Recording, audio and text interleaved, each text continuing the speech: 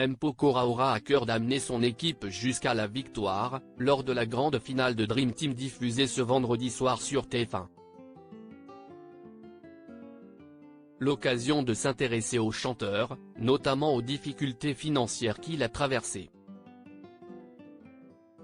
Qui va devenir la Dream Team? Réponse ce vendredi soir sur TF1. Rappelons que lors de cette émission, 6 artistes français et leur équipe formée de 5 jeunes chanteurs s'affrontent lors de battles. Parmi eux, M. Pokora. L'occasion alors de se pencher sur le papa d'Isaiah Ekena, lui qui vient d'ailleurs d'en dire plus sur lui et sa carrière dans un nouveau numéro de Canapé 6 places, le podcast Spotify de Lena Situation, récemment diffusé sur la plateforme de streaming.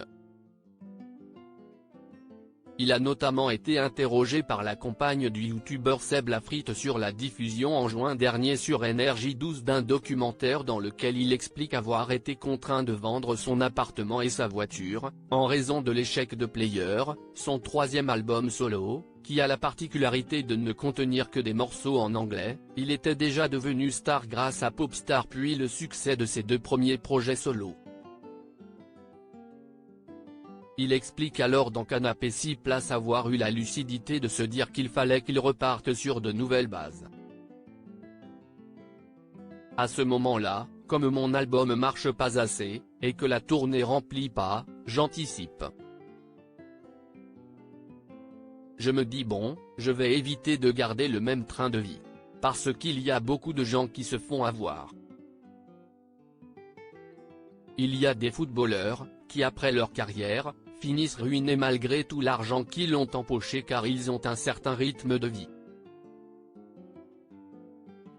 Et que quand tout s'arrête, il faut continuer de payer les frais, les factures, les taxes etc.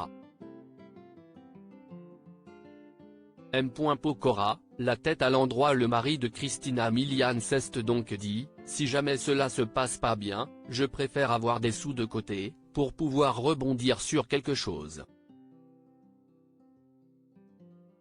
Un choix qu'il ne regrette pas aujourd'hui, c'était la bonne décision. Cela m'a évité, le temps que je redécolle après avec juste une photo de toi, d'être en galère, quoi. J'ai pas de honte à le dire, et j'ai pas eu de honte à le faire. Faut juste anticiper, et ravaler son ego.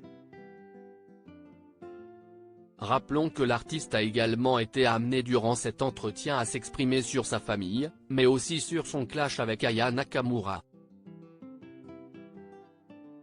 Une interview dans laquelle il dit absolument tout.